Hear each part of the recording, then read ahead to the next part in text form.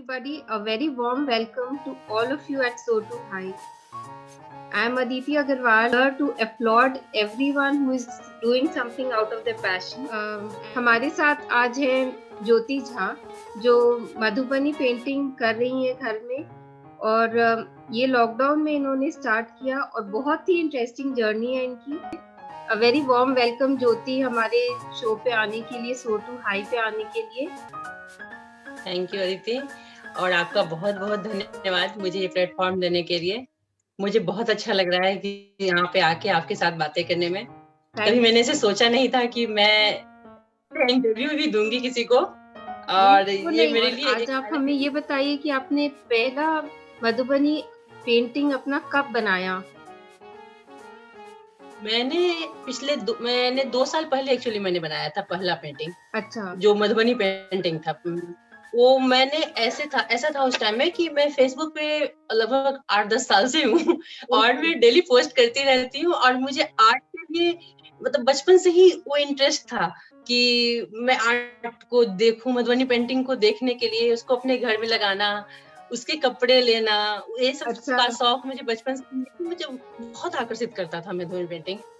तो ऐसा जब फेसबुक पे मैंने बनाया अपना प्रोफाइल, उसके बाद मैंने कुछ अच्छे आर्टिस्ट को चूज करके उनको मैंने फ्रेंड रिक्वेस्ट भेजा और उनके साथ मैं ऐड हुई और उनकी पेंटिंग्स को मैं देखा करती थी. बहुत बारीक काम करते हैं वो लोग, बहुत ही सुंदर काम करते हैं. मैं देख के ना एकदम मंत्र मुग्ध हो जाती थी कि कैसे बनाया इन्होंने, कैसे बनाया. और मैं यूं ही बस बच्चों के स्केच पेन, जेल पेन वगैरह उठा के बस जस्ट ऐसे चलाती रहती थी कि मैं भी शायद मैं कभी कुछ कर लूं, कभी कुछ कर पाऊं, कोई पेंटिंग बना लूं, मेरे से भी कभी एक पेंटिंग बन जाए. मतलब मैंने सोचा नहीं था कि मैं कोई पेंटिंग कभी बना पाऊंगी. और जस्ट लाइन खींचते 2 साल पहले की बात है. मैंने एक पेंटिंग देखा था अपने एक फ्रेंड का. अच्छा. और वो पेंटिंग था गणेश जी का. ओके. वो पेंटिंग देखकर मैं बहुत ही आकर्षित हुई थी. बहुत ही सुंदर एक आर्टिस्टिक वे में था. तो फिर मैंने उसको बनाने की कोशिश की और वो बन गया. उतना अच्छा नहीं बना. लेकिन बस बन गया था. तो मुझे बड़ी खुशी हुई. फिर मैंने उसे व्हाट्सएप पे स्टेटस में लगाया. अच्छा. और मेरे सारे फ्रेंड, फैमिली वगैरह ने अप्रिशिएट किया कि बहुत सुंदर है, बहुत अच्छा बना रही है, उसे बनाती रहो. हाँ. बस यही है, यहीं से जर्नी स्टार्ट हुई. और उसके बाद क्या हुआ था जर्नी के दरमियान में सोच ही रही थी एक्चुअली ये सब. तो उस टाइम में फेसबुक पर मैंने एक ऐड देखा था. मेरी एक फ्रेंड है, उसने डाला था कि वो एक्चुअली खुद भी सीख रही थी पेंटिंग. अच्छा. तो उसने डाला था कि फ्री व्हाट्सएप में वो सिखाएगी. 2 साल पहले की बात है. वो फ्री में सिखाएगी कुछ दिन painting, Mithila painting, Madhubani painting उसी को कहते हैं. तो मैंने सोचा चलो ठीक है, फ्री में है मैं भी चांस मार लूं, कुछ तो सीखने को मिल जाएगा. हाँ. तो उसके बाद मैं उसके ग्रुप में ऐड हो गई. अच्छा. तो जब मैं उसके ग्रुप में ऐड हुई तो मैंने उनसे बहुत कुछ सीखा, उनसे मैंने सीखा और फिर मैं प्रैक्टिस करने लगी खुद से ही. फिर एक और मेरी फ्रेंड है जो बहुत ही अच्छी आर्टिस्ट है, उनसे मैंने सीखा. उन्होंने मुझे बताया कि बड़े आर्टिस्ट के जो फोटो होते हैं ना, उनको आप गौर से देखो और उसको देखना आपके लिए एक मोटी बुक पढ़ने के बराबर है आर्ट के बारे में. सिर्फ उस पेंटिंग को देखना. और मैंने उसको बहुत अच्छे से फॉलो किया. मैंने बड़े आर्टिस्ट जो हमारे रह चुके हैं मिथिला के, उनकी पेंटिंग्स मैंने डाउनलोड किए यूट्यूब पे, गूगल पे, फेसबुक पे. और उस पेंटिंग्स को मैं बहुत गौर से देखती थी, एकदम जूम करके कि कौन सी लाइन कहाँ से गई, कैसे कलर इन्होंने यूज किया है, कितनी बार रिपीट किया है, डबल लाइन कितनी जगह है. एक्चुअली डबल लाइन की ही कहानी है ये मिथिला पेंटिंग. डबल लाइन हर जगह होती है. तो मैं उसमें बहुत गौर से उस पेंटिंग्स को देखा करती थी जो बड़े आर्टिस्ट की पेंटिंग्स हैं. वॉल पे कोवर घर होता है, उस पे होता है. तो बस वो देखना, मेरी उस फ्रेंड की मतलब बात बिल्कुल सही निकली. उस पेंटिंग को देखना एक किताब पढ़ने के ही बराबर था. एक पेंटिंग को मैं दिन भर देखती रह जाती थी, इतना मतलब वो गहराई से समझने की कोशिश करती थी. तो भी रहता था कि नहीं, अरे ये पार्ट गया, ये पार्ट रह गया, इस तरह करके. फिर मैं उसे बिल्कुल उसको फॉलो करने की कोशिश की कि मैं ऐसा ही बनाऊं. ओके. तो फिर क्या हुआ कि मैंने 1-2 आर्टिस्ट की कॉपी की पेंटिंग, कुछ बिल्कुल सही बात नहीं है, अच्छी बात नहीं है, हाँ, लेकिन लेकिन देखिए मैंने वैसे ही उनकी कॉपी सीखते की, हैं तो हम। देख के मैंने बनाया उनको। हाँ, हाँ। हाँ, सीखने के लिए, बस सीखने हाँ, के लिए। सीखने के लिए। 2 1-2 पेंटिंग मैंने देख के बनाई। उसके बाद मुझे कॉन्फिडेंस आ गया। फिर बस मैं प्रैक्टिस करने लगी। 7 घंटे, 8 घंटे, 10 घंटे भी प्रैक्टिस किए हैं। और अभी तक मैं लगातार 8 घंटे की प्रैक्टिस डेली कर रही हूँ। हर दिन की प्रैक्टिस है मेरी। और जिस दिन नहीं करती, उस दिन लगता है कि बस आज कुछ रह गया, कुछ किया नहीं आज, आज का दिन हाँ, तो गया। तो लेकिन कोई बस चीज़ का यही है। पैशन हो, कोई हम जो है उस पे टाइम देते और मेहनत करते हैं। नहीं तो अगर टफ लगता है तो हम बीच में भी छोड़ देते हैं, लेकिन इट इज़ पैशन कि हम रुकते नहीं है, करते जाते हैं। जी, बिल्कुल। हाँ, तो ये हार्ड वर्क तो है, लेकिन ये मेरा पैशन भी साथ में। हार्ड वर्क तो इतना है कि अगर आप मेहनत से घबरा जाते हैं तो ये नहीं कर पाएँगे, क्योंकि इसमें बहुत मेहनत है। अगर आप एक पेंटिंग ही बनाने के लिए बैठते हैं, सिर्फ स्केचिंग में ही आपको 2-3 दिन लग जाते हैं।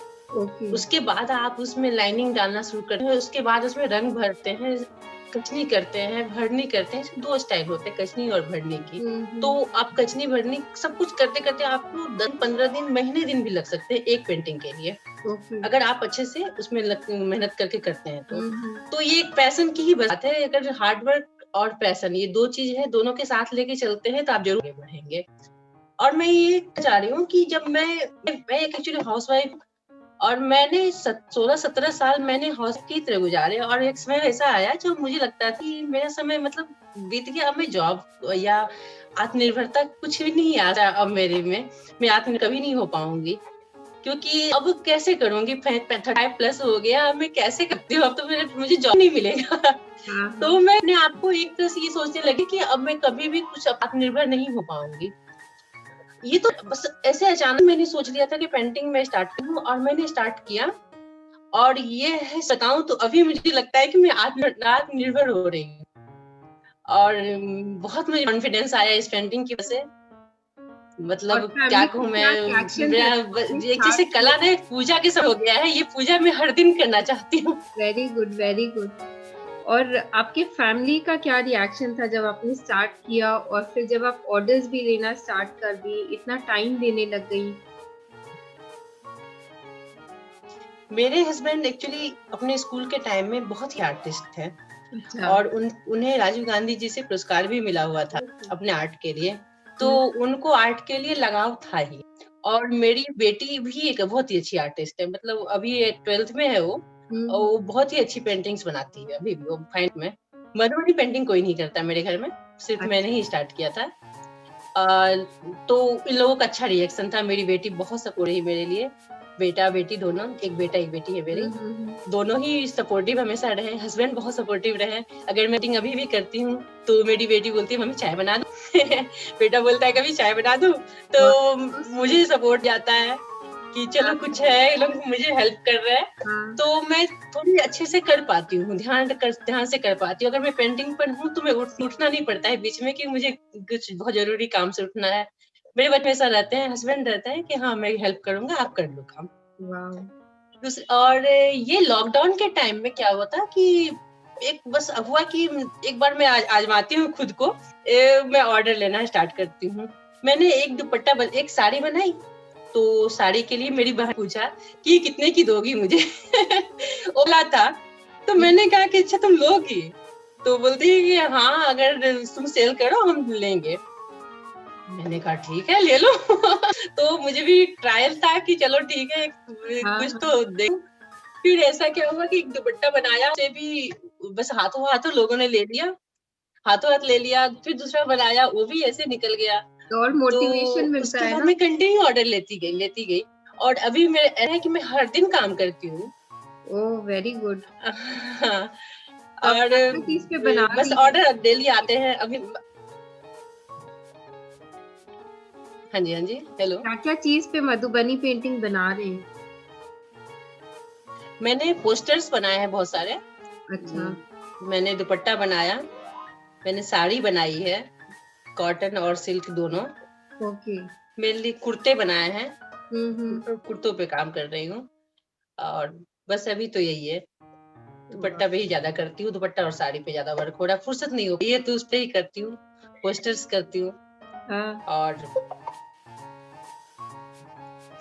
तो फिर यही है, तो मैं अच्छा लगता है कि मैं कुछ नया डिजाइन, कुछ नया कर पाऊँ, कुछ अच्छे डिजाइन से बना पाऊँ।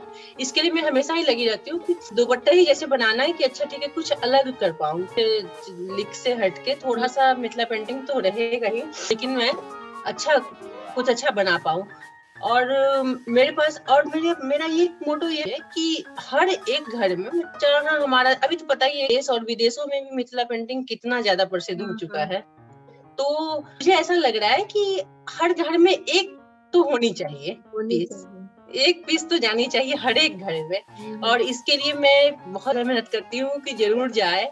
और अभी ऐसा है कि इसके कोने कोने से मेरे पास ऑर्डर आ रहे हैं, हर जगह से, हर तरह के लोग ले रहे हैं, सिर्फ बिहार के और यूपी के लोग नहीं लेकर हर जगह के लोगों ने लाइक किया है, हर जगह ही लोगों ने ऑर्डर किया है।